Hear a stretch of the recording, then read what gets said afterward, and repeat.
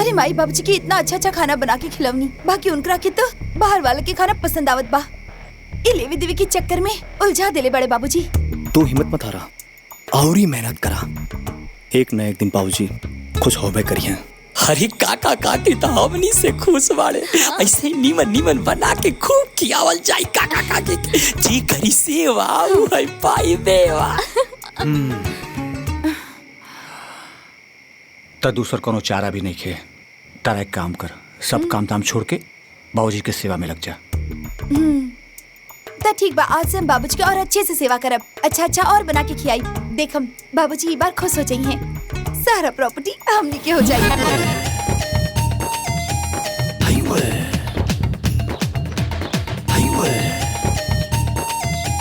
काका काकी इली ताजा ताजा माठा। अरे बिना तकिया के सुतल बड़ा, गर्दन टेढ़ हो जाए। अरे रहे तो बबुआ, रुका हम घरे से तकिया लेके आवतानी।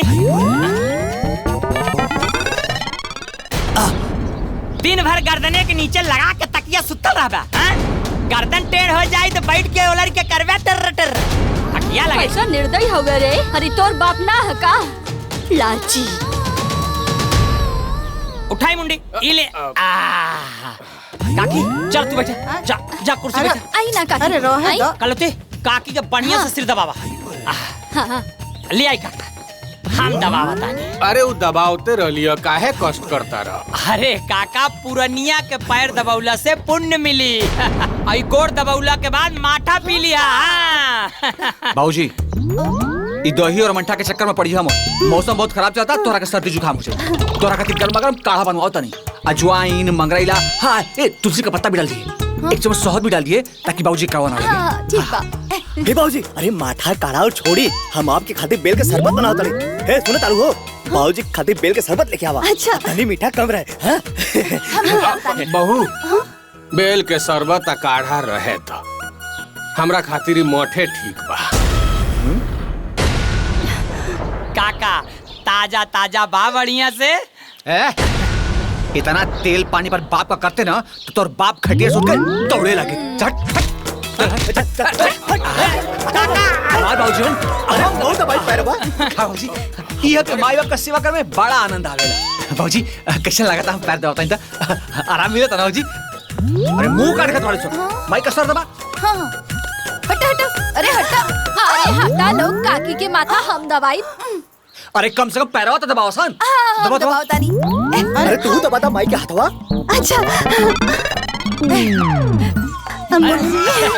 अरे काका हम कपार दबाओ तनी मुंडी। जब कपार दबाई तो दिमाग हरियराई, और जब दिमाग हरियराई तो फैसला नंबर 1 लेवा। जैसे काढ़ा अब बेले के शरबत हो गई फेल, और माठा हो गई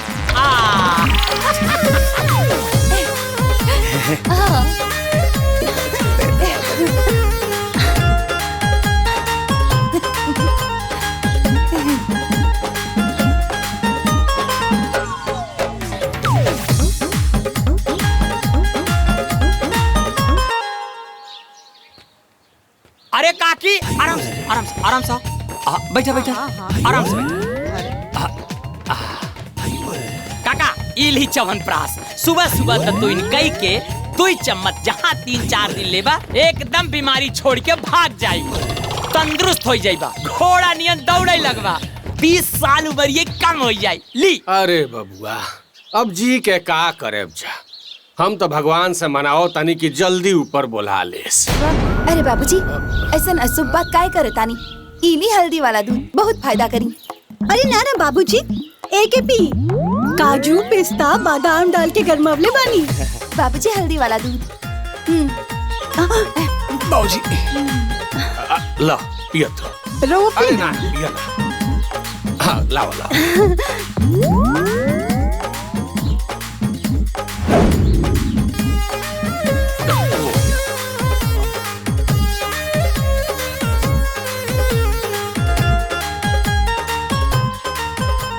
बहुरिया जी बाबूजी। हमें का मिलौले रहलू हल्दी बादाम भी। बढ़िया बा। ए बहुरिया तहरा का मिलौले रहलू है में? काजू पिस्ता बादाम।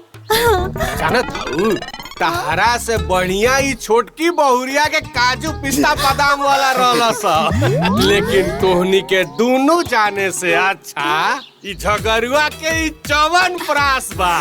इते जैसे खियौली हो हमरा देह में तंदुरुस्ती आ गई बुझाता।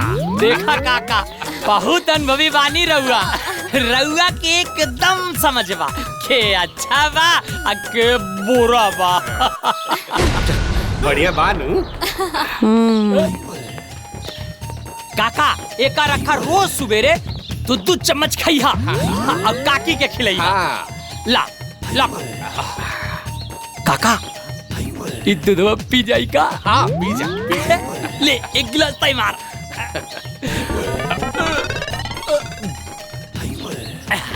बड़ा निमन बा। ये आपकी माई बाबू कौन काट के बनल बाड़े? इतना सेवा कैला के बाद भी उनकर मुंह सोजा नहीं के होत और तो और सिर्फ झबरू की तारीफ में लगल रहे। दीदी सही कहलू, लागेला कि हमनी ना झगड़ू ही उनकर सगा बाड़े।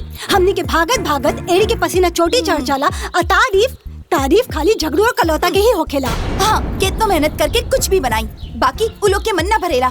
ये तो वह बात हो गई ना कि बकरा जीव से भी गई और खाए के स्वाद भी ना आइल। कुछ न कुछ तो करे के पड़ी। अरे कुछ ना सीधे बात करे के पड़ी। और न तका न ता अबही त बाहर वाला खाली तारीफ लेके जात बा। ऐसे ही रही ना तो प्रॉपर्टी ले जाई। ऐसे कैसे को प्रॉपर्टी लेके चल जाई? हाँ? ऐसन कब्बो ना होके थे। बाबू सब ये बात करते हैं। हाँ चलो सब लोग चलो चली। चला। बाबूजी बाबूजी ई का ड्रामा फैला के रखले बड़ा हैं? अब बस करी, बहुत होल तो नौटंकी। अरे का भइल हो? कैसन नौटंकी, कैसन डरामा? या भाई कि हमनी का अपने घर में बेगाना हो गई जा। हमनी का परीक्षा देवे पड़ी, पास होके के पड़ी, पास होके खाते हमनी के प्रूफ करे के पड़ी कि सेवा करीला कि ना करीला। बाबूजी हमनी का और हमनी का पत्नी रउआ के हमेशा सेवा सत्कार करत बनी, ओकर कोनो मतलब नहीं के। आ 2 दिन से झगड़ुआ कर तो तेल पालिश का कतलिन सो हैं? उतने फुलफुला गइला। अच्छा एक बात बताई, हमनी करवा संतान जे कि ऊ झगड़ुआ तू लोग बाड़ा। तापे बताई ना, दुनिया में कौन बाप ऐसा ना जब अपने संतान का हक दूसरे के देख सोचला। केहू ना देला। आ दुनिया के कोनो माई बाप अपन संतान के अधिकार दूसरा के ना देला। ऐसन होके के भी ना चाहिए। लेकिन ये सब बात कहे से पहले तोहनी के यो सोचे के चाहिए कि तोहनी के आपन अधिकार आपन हक मांगे से पहले हमनी के आपन हक देवे के चाहिए। जैसे तोहनी के आपन लड़ाई लड़त तारा लगी, वही तरह हमनियों के आपन अधिकार पावे के हक बा। तोहनी के आपन लड़ाई लड़त तारा लगी, हमनी के आपन हक के लड़ाई लड़ता नहीं जा। मतलब जे हमनी के सेवा करी ओकरे हमार संपत्ति मिली। अरे ऐसे कैसे बाबूजी? ई प्रॉपर्टी हमनी का हो, हमनी का तोहर संतान ही जा। तोहर मरला का बाद या तोहर जेती जी ई प्रॉपर्टी हमनी का हो और कानूनन हक भी हमनी के बा। तो ठीक बा, बैठ के मनौती मांगा लगे, करा लगिन भगवान से प्रार्थना कि जल्दी से भगवान हमनी दोनों बेकत के अपना लगे बुला ले। करा लगे। हाँ तो मनाई बे करा, मर जा। भाई जो नया ढोसला पल्ले बड़ा ना कि जे सेवा करी वह प्रॉपर्टी ले तो देखिला क्या के लेवला दूसर के हूँ। कानून के जानकार बना, वसीयत बनावत बना।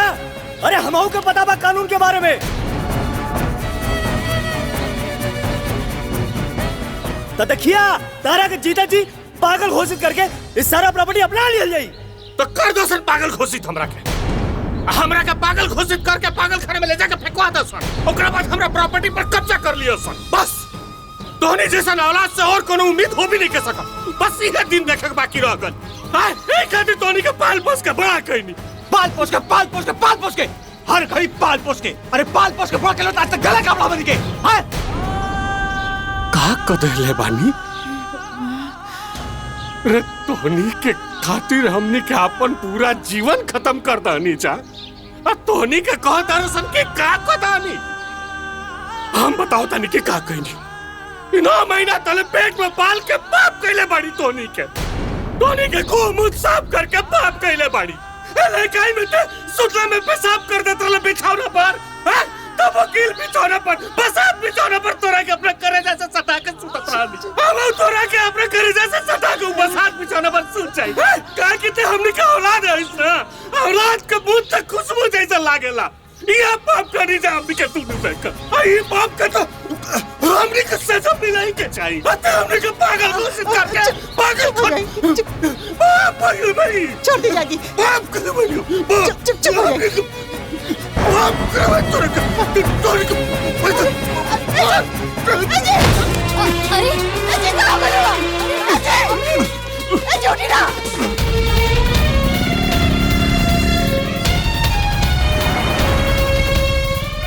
अरे रोका रोका रोका जोश में कहाँ पगलाइल बाड़ा। अरे ई सब पचड़ा में मत पड़ा। का हॉस्पिटल गइल बाड़े दुनिया भर के पैसा लागी त देबा गाड़ी घुमावा जौन होई दुआरी देखल जाई चला।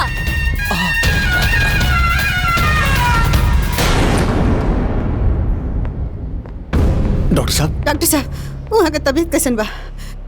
ठीक बानी हो? ठीक हो जाए वहाँ के? डॉक्टर साहब बहुत ठीक हो जाए ना।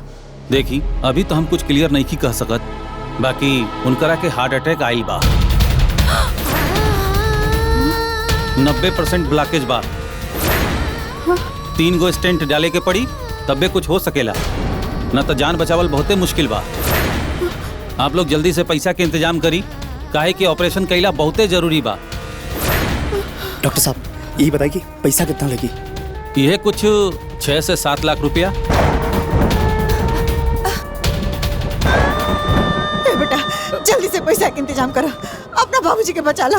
बेटा दोनों भाई मिलकर पैसा के इंतजाम करो, बचा लो अपना बाबूजी। तू चिंता मत कर बेटा तू पैसा के इंतजाम करो। दोनों भाई मिलकर पैसा के इंतजाम करो। पैसा के इंतजाम करो। हाँ भाई हाँ बाबूजी के बचा लो। हम बाटी चिंता मत कर, हम बाटी पैसा का भाजी के अपन आखिरी सांस तक लगा दे। भाजी कुछ ना हुई, कुछ ना भाजी की कुछ ना हुई।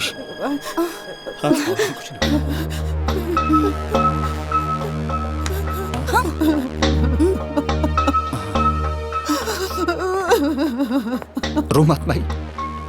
आई ना हम होता नहीं।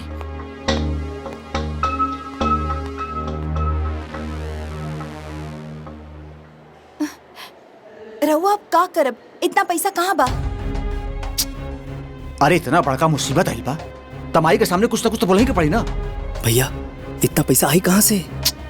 दोनों जना के मिलके व्यवस्था करे के बा, कर्जा वर्जा लेके पड़ी। अरे कर्जा वर्जा लेवे के कौनो जरूरत नहीं खे। अरे इतना पैसा खर्चा कैला के बाद भी का पता बाबूजी जिए के मरिए और जी के का करी है। हाँ दीदी बिल्कुल सही कह रहे बानी। पता ना ठीक भइला के बाद प्रॉपर्टी के दी है, पता लागल कर्जो भाई प्रॉपर्टी हो गई, फिर न घर के रहब और न घाट के। अरे तब बाबूजी कैसे छोड़ दी? और ना तका जौन होगी तौन होगी।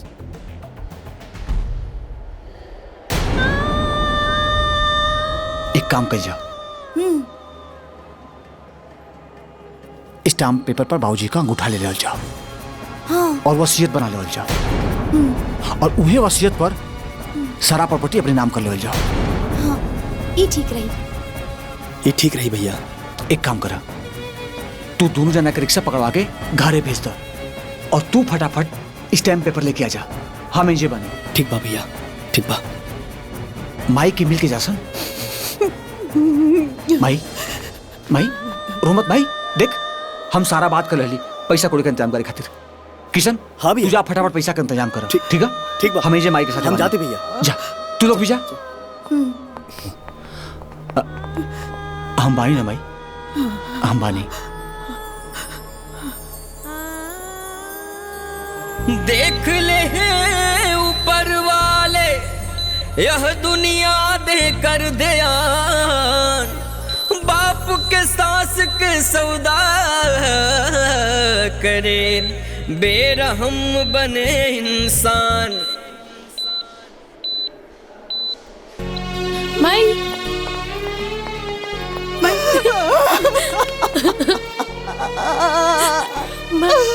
तुझे माई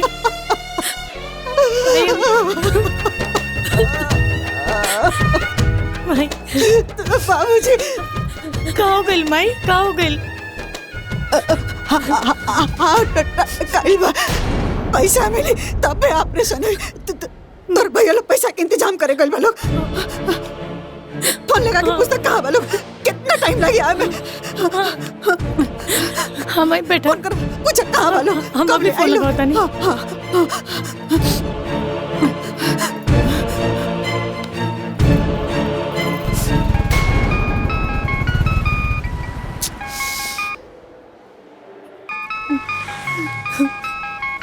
ललिता का फोन आइल बा। अरे जायदा भैया, पैसा खातिर फोन करत होई। हाँ चल ठीक बा।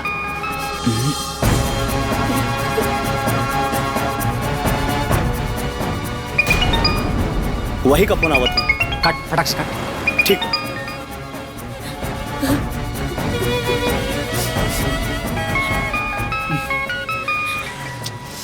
फिर करे कॉल आता, उठा लेता नहीं तो रास्ता परेशान करी।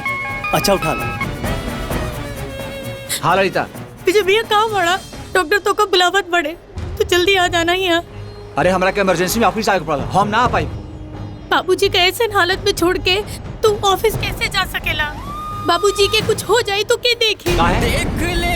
तू बेटी ना हो, तू ना देख सकेलू, तोहरा फर्ज ना। हाँ भाई, हम उनकर बेटी बाड़ी और हमारे जो फर्ज बा हम निभावत बानी, लेकिन तू ऐसे कैसे बात करत तारा? देख ललिता, देखे के बाद तो देख, नहीं के देखेगा तो मत देख। बाबूजी के जिए के हो तो जी है, अना तो मर जाइए। चल रख, हमारा बहुत काम बा। हाँ, आप लोग फोन कैले रहनी, बोली का अर्जेंट काम बा? वकील साहब अर्जेंट बात इरला की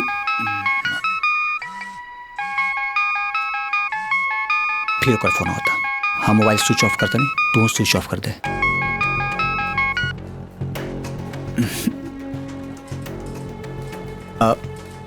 बात दरअसल ही रहा वकील साहब, इस टाइम पर बाबूजी का अंगूठा भी बा। ताप कैसे भी करके बाबूजी का पूरा प्रॉपर्टी हम दोनों का नाम में वसीयत करके रजिस्ट्री करवा दी है। अभी कुल कैले के जरूरत ना बा। असल में आप लोगन के पिताजी आपन चल और चल दोनों संपत्ति आप भाइयन के नाम पहले से लिख चुकल बने।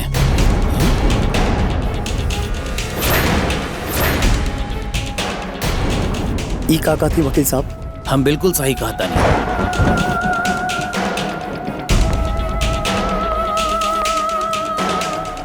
और ई बा आपके पिताजी के वसीयत के पेपर। आप लोग निश्चिंत होकर घरे जाएं।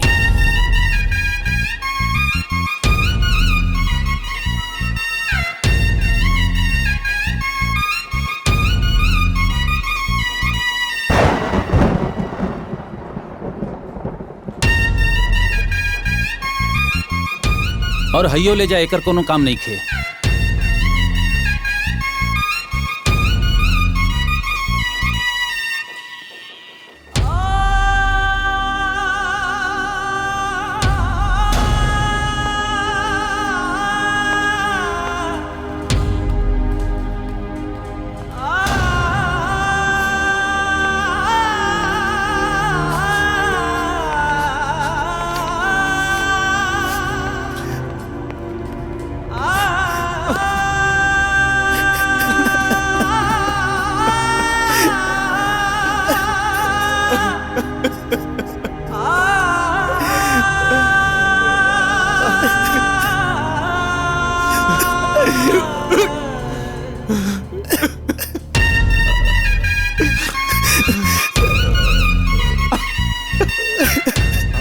बाबूजी की कितना गलत समझत है लीजा ने, वो तो देवता निकल। हमली के इतनी नालायकी के बाद भी बाबूजी अपन पूरी संपत्ति हमली के दे देले और हमली उनके खातिर का के ली जाए। उनके असहाय हॉस्पिटल में मरे खातिर छोड़ के चले ली जाए। हमले के पापी है भैया, पापी।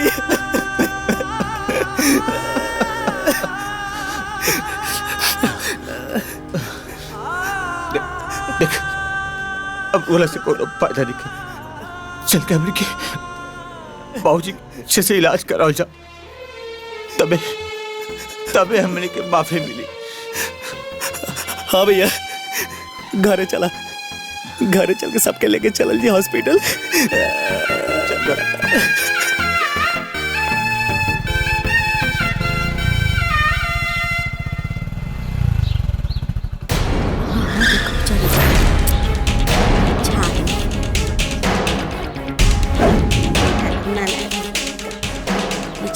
किशन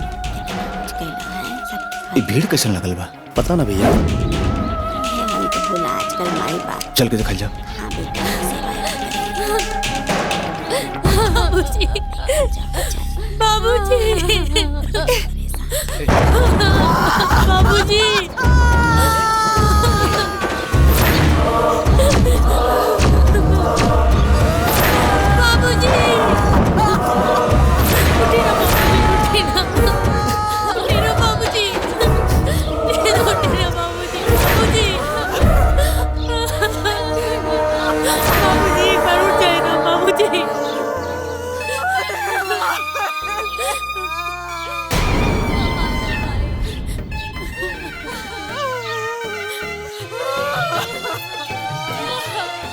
आ गए ल तू लोग।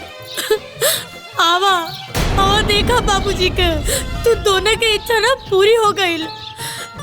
अब तू दोनों से कुछ ना मांगे है। मरद मरद एगो इच्छा रहल उनकर कि एक बार तोहनी का जी भर के देख ले।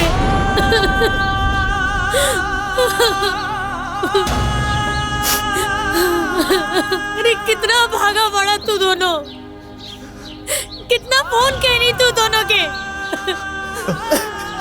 बाबूजी ना ही हम गए।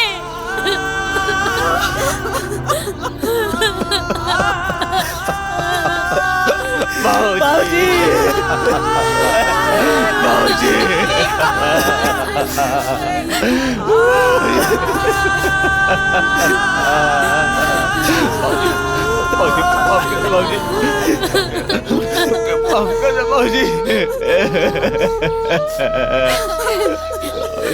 हमके माफ कर दो बाबूजी, हमके माफ कर दो, हमके माफ कर दो बाबूजी। एक बार फिर से वापिस आ जाइए बाबूजी, दोबारा ऐसा गलती ना करल जी बाबूजी। बाबूजी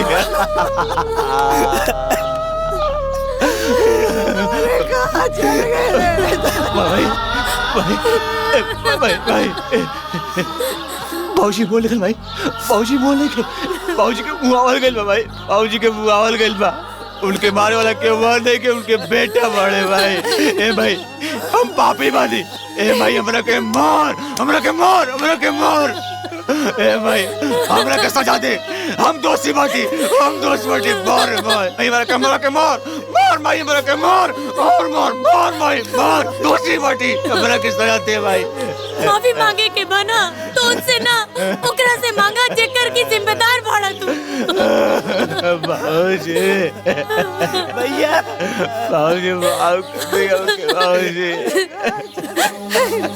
जिंदगी भर ईश्वर भाव से तू दोनों के पाल पोस के बड़ा खेले ने बाबूजी।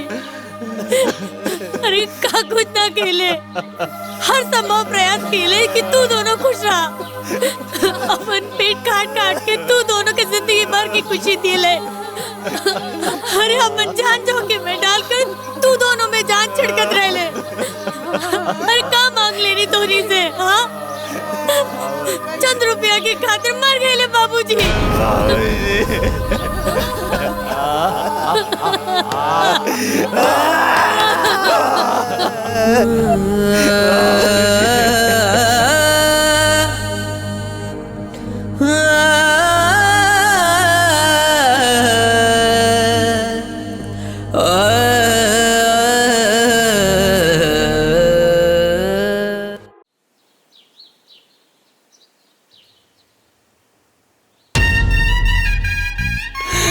बाबूजी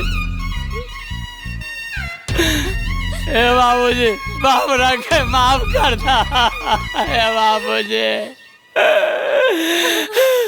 बाबूजी हम लोग चंद पैसा के लालच में सब भूल जाते बाबूजी कि महतारी बाप से बढ़ के इस दुनिया में क्यों ना बा बाबूजी।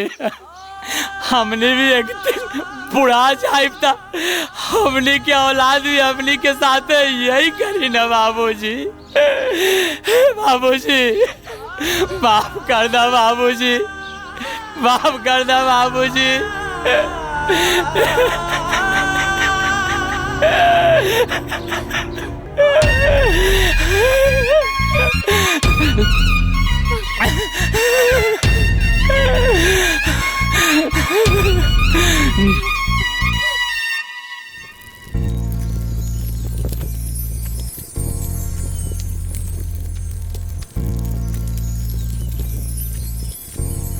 तो दीदी का बनावल जाई, रोटी खाई कि पराठा? एक काम कर, पराठा बना दे। बच्चा लोगन के पराठा बहुत पसंद बा। अच्छा ठीक बा।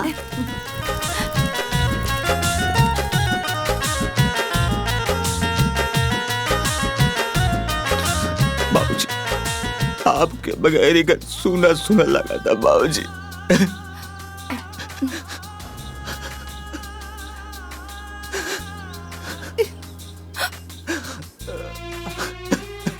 अब रोला से का फायदा बेटा, बाबूजी तो दुनिया छोड़ के चल गए, लेकिन आज वहाँ के आत्मा के बड़ा शांति मिली। परिवार के सब लोग एक साथ मिल के बाकी दुर्भाग्य के बात ये बा बेटा कि माई बाप अपन पूरा जवानी बाल बच्चा के पाल पोस के बड़ा करे में लगा देला। उहे माई बाप जब बूढ़ होला तब बाल बच्चा खातिर बोझ हो जाला। एगो माई बाप 5 गो बाल बच्चा के पोस पाल के सफल बना देला, लेकिन 5 गो बाल बच्चा मिल के एगो माई बाप के ना देख सकेला।